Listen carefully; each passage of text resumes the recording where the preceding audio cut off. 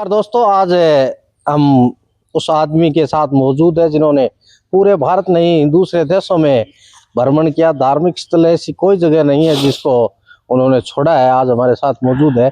इनसे पूरी विस्तृत तरीके से बात करके आपको दिखाते हैं कहाँ कहाँ गए, कहाँ कहाँ घूमे। और जहाँ मेरा पैतृक गांव है जैतपुर, उस मंदिर में भी ये गए हुए हैं और इनसे बात करेंगे। बताइए आप मैंने धार्मिक स्थलों के बारे में। सर्वप्रथम JNK से यात्राएं शुरू की थी।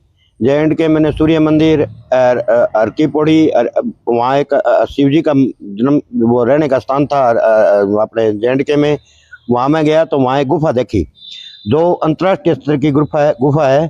उस गुफा जैसी मैंने आज तक कोई गुफा नहीं देखी, किसी ने नहीं देखी होगी। एक बार जाए ना तो वहाँ कोई उसको देखे ना। शिव शंकर भगवान खुद रहते थे वहाँ से। पार्वती को अमर कथा कहने के लिए अमरनाथ लेके गए। उसके अंदर एक छेद है ऊपर, तो वहां से अमरनाथ के लिए रवाना हुए थे अमर कथा कहने के लिए। जहाँ कबूतर ने सुनी थी अमरनाथ के अंदर शंकर भगवान की कथा। तो वो गुफा एक ऐसी गुफा है, रहस्यमयी गुफा है।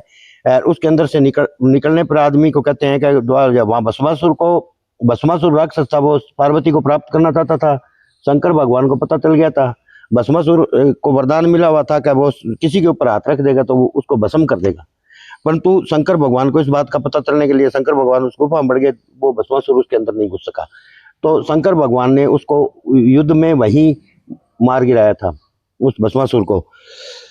फिर दूसरी यात्रा मैंने पंजाब से की। पंजाब के ऐतिहासिक गुरुद्वारे और ये जो 1957 की क्रांति हुई थी, जो ये अमर अमर शरण मंदिर है। शरण मंदिर के पास में जो ये है ना अपने, जहाँ अंग्रेजों ने लॉर्ड मैकाले ने जो इन भारतीयों को मार के कुएं में डाल दिया था, जलियांवाला हत्याकांड, उसके दर्शन किए। बाघा बॉर्डर के दर्शन किए। पंजाब के ऐतिहासिक गुरुद्वारे और बाबा बालकनाथ के दर्शन किए दूसरी यात्रा में। तीसरी यात्रा मैंने हरियाणा से की। हरियाणा में कुरुक्षेत्र के 237 तीर्थ हैं महाभारत कालीन, जिसमें से मैंने 120 तीर्थ कर रखे हैं।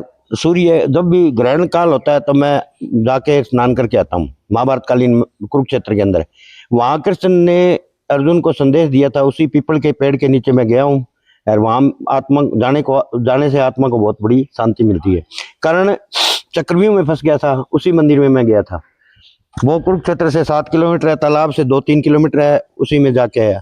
महाभारत कालीन तीर्थ मैंने देखे और मैंने कावड़ चढ़ाई जब भी मैं महाभारत कालीन तीर्थों में होकर गया था। एक बार भगवान ने यमुना नदी वहाँ बहती है कुरुक्षेत्र के पास से, जब हम पैदल जाते हैं मेरठ के पास से, तो वहाँ क्या है कि एक मंदिर मैंने ऐसा देखा था जहाँ पर राम सीता लक्ष्मण वनवास काल में रहते थे। वहाँ भीम भी रहता था।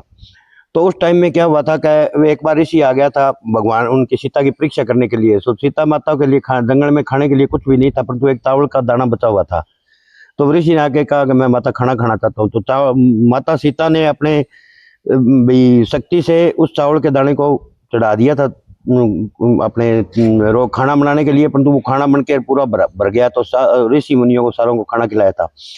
तीसरी यात्रा मैंने की थी पंजाब, ये बंगलोर और महाराष्ट्र और इसकी देखिए अपने मध्य प्रदेश की। वहाँ मैंने ऐतिहासिक मंदिर और सब चीजें, जूनागढ़ है, महात्मा गांधी का घर है, अपने सुदामा का घर है, और नरसिंह भगत है।